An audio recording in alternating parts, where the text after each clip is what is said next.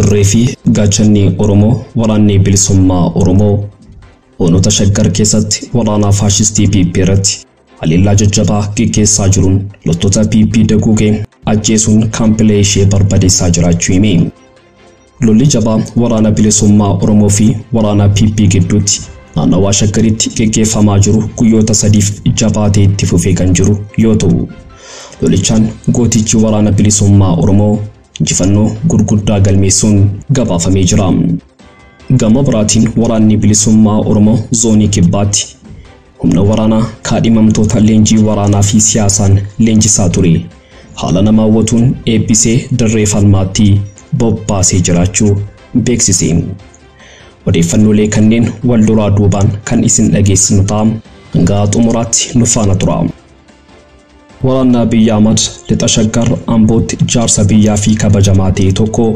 اجيسون بيكمين ولاني بيبي كون غندبرت تامو برسيسو تهادا منافي ابا مناتان اجيسون غبا فميجرام همنوتين موتما نموتا نغا اوف فولدورا قبون ورانا بلسما أورمو لولو دقاني إلمان أورمو اجيسي ساجراچو اوديسنو قبي نياديسام همنوني موتما نموني نغا اكا غامان بربادو كنجري وراني بلسما أورمو نتيامو امتا اوسو اگرو اراغو ريسو چون جدو قباسا كنس قبل نجرام نور دفام الشامار كفوني كبجمتوت حرفتوتا كينيا إفنولي ويتاوا چامسا تربام كمالما بددمي لما كنغو ياردا قبلني ولتديبيني جرام انغتو مرا وديفنو كينيا تنوفان تراجي چام كنين چانالا يوتيوبي كينيا فاراتاتن سبسكرايب gochuun maatii channel keenya taam difannolin waytawa biyya keenya saffisaan akka isin qaqqabuuf copy keenya like gochuun akkasumas share gochuun riyoota keessaniif qoodun nu faana turam copy keenya irratti yaada qabdan ammoo comment keessatti barreessuun nuuf qoodam difannoo keenya guyyaa har'aa waliin turtii gaarii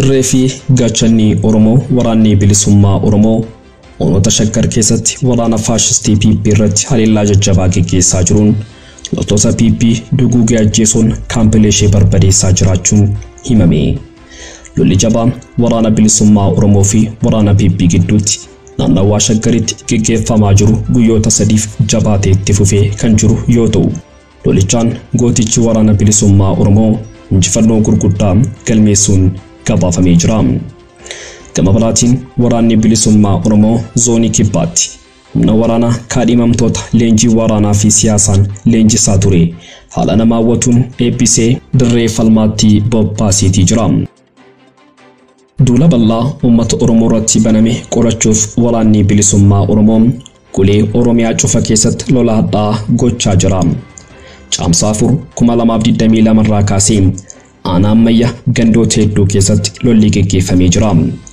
چامسا فریفیشن گندار روجی بچیوان ادا دگدا دیرافی ابا ماروت لولی لولمی انجفنو وبوتین گولا بمیجرام چامسا فر بکا ادا دگدا دیرات لولگی کیفمین ولان فاشستی پی کوراتور بدوان کودسدی مدون ادا بمیجرام بکا ادا ابا ماروتیس لولمین وران اگدو امپاری ایتیوپیا ددمی سدی دوان کودشن مدون ادا بمیجراچو ورانی بلسما أورمو بيكسي سيجرام چامساشان گندار روجي بكي وانادا لولي لولمي ريفا كافتشوف همنا دبلتني كان نفن وراني قول سيتو بيبين ججبين ورانا بلسما أورموتين ريفا كاسوت رين فتاني تجرو لولا كانان بكادا دقدا ديرات توربا يوجفمن شان مداني جراچون بيكمين بكادا أبا مارو مانا برمسا جمو sadarkaatu qoffaa keessa qubatanii reenfa kaasisaa kan turanitti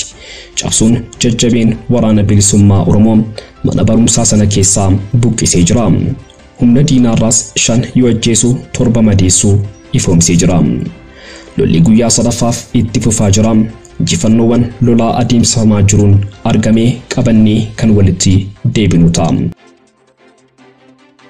Gootichi waraana bilisummaa Oromoo zoonii kibbaatti kaadhimamtoota leenjii waraanummaa fi siyaasaa fudhachaa turan sirna ho'aateen eebbisiise. ilmaan Oromoo irratti gabrummaa idda gadi fageeffatee fi bifaaraan sirna dulloomaa akka waarootti itti uwwifamee jiru hundeen buqqisuuf falmaa hidhannoo jabinaan geggeeffamaa jirutti waraanni bilisummaa Oromoo ilmaan Oromoo sabboonummaa qaban simatee leenjisuun eebbisee jira. Jaarmiyaan waraanni bilisummaa Oromoo erga uummata Oromoo fi Xaabicha Abaa'oo Baraariyaas fuunyaan diinaa jala taa'ee diina qolachaa humna haaraa simatee leenjisuun bobbaasuu jabeessuun caamsaa 2022 miseensota haaraa leenjii waraanummaa fi siyaasaa walitti fufiinsaan fudhachaa turan zoonii waraanaa kibbaatti ga'umsaa fi baay'ina bifa qabuun bakka qondaaltonni waraana bilisummaa Oromoo fi uummatni Oromoo argamanitti guyyaa kaleessaa eebbisiisee jira. Eebba marsaa kana maqaa marsaa ittisaa duguuggaa sanyii Oromummaa jedhuun akka eebbisiisan qondaalotni waraana bilisummaa Oromoo eebba irratti dubbachuun miseensotni haaraan dirqama fudhatanii bobbaatan akeeka mootummaan sirna PP Oromummaa cabsuuf duula lolaa geggeessaa jiru qolachuun Oromiyaa bilisoomte uummata Oromoo akka badhaastan hirbuu keessan eeggadhaa jechuun dhaamanii jiru. Waraana Abiyyi Ahmad Tashaggar Ambooti jaarsa biyyaa fi kabajamaa ta'e tokko ajjeesuun beekame. Waraanni PP kun ganda baratiitti ammoo barsiisota haadha manaa fi abbaa manaa ta'an ajjeesuun gabaafamee jira. Sirni qarree kofaatirraa daaddisu duula walitti fufaa aanaa Amboo gandoota waddeessaatti erga eegalee guyyaan 5 lakkaa'amanii jiru. Guyyoota kana keessatti lola waraana bilisummaa Oromoo waliin geggeessaa jiraniin kasaaraa cimaa irra ga'ee jiru bu'uura godhachuun aarii kasaaraa irra ga'ee uummata nagaa ajjeesaa jiru. Maddeen waraana bilisummaa Oromoo ganda Haaruu Xiroo akka himanitti ganda Haaruu Xirootti caamsaa 2022 ganamaa kaanii jaarsa biyyaa obbo Nagaasaa Tolosaa ajjeesan. Obbo Nagaasaa Tolosaa jaarsa biyyaa umurii waggaa 70 yoo ta'an namoota wal dhaban araarsuunii fi hawaasa keessa jiraatan biratti jaalalaa fi kabajaa nama qaban turan. Ana ganda barat magaalaa Kaachisittis abbaa warraa fi haadha warraa naasuu tokko malee ajjeesanii jiru. Caamsaa 5 2022 galgala keessaa sa'a 2 irratti magaalaa Kaachis ganda duwwaa 2 bakka addaa safara Goojjamee kan jedhamutti ajjeesan. Maatiin kun barsiisota yoo ta'an barsiisaa Geetaachoo Kiisii barsiisaa mana barumsaa qophaa'inaa ganda barat yoo ta'u barsiistuu Gannat Birrii barsiistuu mana barumsaa sadarkaa tokkoffaa gabaa Kamisaati. Akka maddi keenya magaalaa Kaachisitti himanitti barsiisonni kunniin waggoota dheeraaf barattoota qaraa kan turan yoo ta'u lafa nagaa buna dhuguuf ollaa deemuuf yoo manaa gad ba'an ulaa manaa isaanii irratti gaaffii tokko malee rasaasa itti roobsuun ajjeesan. Barsiistuu Gannat Birrii ulfajiyaa 7 yoo taatu erga bultii uumanii ijoollee 2 kan qaban yoo ta'u ijoollee isaanii dirree irratti gatuun irraa godhanuuf dirqaman. Ilmaan Oromoo yeroo ammaa saalaa fi umuriin osoo adda hin baasiin humnoota faashistaa Abiyyi Ahmadiin ajjeefamaa jiru. Ajjechaan uummata keenya irratti xiyyeeffate kun qaama lola Oromoo irratti labsame yoo ta'u manni keenyas yakka dalaguu qabatee osoo hin taane waanuma Oromoo ta'eef qeeyisaa irratti ajjeefamaa jira waan ta'eef manni keenya yeroo kamiyyuu caalaa walitti birmachuu akka qabu kan dhaammatan jiraattota aanaa Ginda Barati. Humnootiin mootummaa namoota nagaa of fuuldura qabuun obololuu dhaqanii ilmaan Oromoo ajjeesisaa jiraachuu odeessinu qaqqabeen addeessa. Humnoonni mootummaa namoonni nagaa akka gaagaaman barbaadu kan jedhe waraanni bilisummaa Oromoo nuti ammoo uummata osoo agarruu irraa gurree sochoona jedhu. Godina Horroo Guduruu aanaa Guduruutti humnootiin mootummaa lammiilee nagaa qe'ee keessaa qabanii booda gara bosonaatti geessuun rashanuu jiraattonni himan. Godina Horroo Guduruu Wallaggaa aanaalee garaagaraa keessatti uummanni humnoota mootummaa fi finxaaleeyyii Amaaraan ajjeefamaa fi buqqaafamaa jiraachuu gabaasaa turuun keenya ni yaadatama. Tibba kana godina Horroo Guduruu Wallaggaa aanaalee Coomman Guduruu Abaaboo Guduruu fi Guduruutti humnootiin mootummaa opereeshinii farra riphee lolaaf bobba'an jedhame. Humnootiin kunneen qofaa hin bobba'anii uummata nagaa meeshaa waraanaa of harkaa hin qabne of fuuldura oofanii waboo adamsina jedhanii bosonatti uummata nagaa jiraachuu jiraattonni himatanii jiru. Jiraattonni yaada isaanii kennan dirqisiisanii nuti fuuldura deemnaa humnootiin mootummaa hidhatan immoo nu duukaa deemu jedhu. Akkaataa balaa irra namoota nagaa buusuu kanaan humnootiin mootummaa uummata deeffatanii opereeshinii farra dhiphee lolaa taasisuuf yaadanii jiran. Bosona keessatti sakattaa waboo jedhame kanaan humnootiin mootummaa dararaa cimaa nurraan gahaa jechuun komatu jiraattonni. Qabsaa'onni waraana bilisummaa Oromoo daannicha keessa socho'an gama isaaniitiin gochaan mootummaa namoota nagaa deeffachuu kun yakka jiran. Humnootiin mootummaa waraana gidduutti namoonni nagaa akka gaagaaman barbaadu kan jedhu waraanni bilisummaa Oromoo kana waan beeknuuf yeroo isaan uummata fuuldura qabanii deeman utuu arginu irraa gorree socho'aa turre jedhan.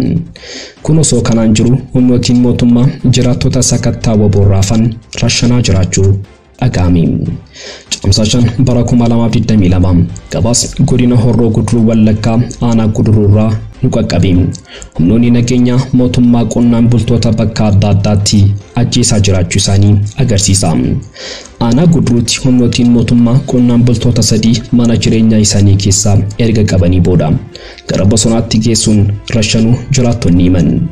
Aanaa Guduruu ganda gammannee guddannee fi biiftuun nuuf baatee watiyyee jedhamu keessatti ajjeechaan suukkanneessaa namoota nagaa 3 irratti raawwateen rifaatu guddaa uumee jira kan jedhu maddeen keenya gara sirraa. Hawaasni gandoota kanneenii ajjeechaa kana sodaachuun baqachaa jiru jedhan. Namoonni ajjeefaman kunniin Habtaamuu Saxxanyii qonnaan bulaa, dargaggoo Mul'ataa Shibbiruu barataa fi namni Misgaanaa jedhamus qonnaan bulaa ta'uu himamee jira. Sababni ajjeechaa kanas opereeshinii waboo qulqulleessuu jedhu akka ta'e kan himan maddeen keenya. Duula waboo barbaaduu jedhu kana keessatti akka hirmaataniif uummata dirqiin manaa yaafamanii turan waliin warra hirmaachuu dide qofaatti adda baasuun ajjeesaa akka jiran dubbatan. Bulchiinsi godina Horroo Guduruu Wallaggaa aanaalee hedduu keessatti maqaa waboo qulqulleessuu jedhuun humnoota hidhatan bobbaasee jiraachuu kan himan jiraattonni. Aanaalee Guduruu, Abaaboo Guduruu, Coomman Guduruu keessatti humnoonni mootummaa bakka waboon jiru nutti himaa jechuun namoota nagaa irratti ajjeechaa raawwatan hammaatee jiraachuu gabaafamee jira. Egaa kabajamtoota hordoftoota keenya odeeffannoolee wayitaawaa nuti sa'aatii kanaaf qabannee dhiyaannee asumarratti goolabama. Kanneen chaanala YouTube keenyaa faaraa taatan subscribe gochuun maatii chaanala keenyaa ta'aa. Odeeffannooleen wayitaawaa biyya keenyaa saffisaan akka isin qaqqabuuf qophii keenya like gochuun akkasumas share gochuun hiriyoota keessaniif qooduun nu faana tura. Hanga xumura odeeffannoo keenyaatti waan nu faana turtaniif galatooma.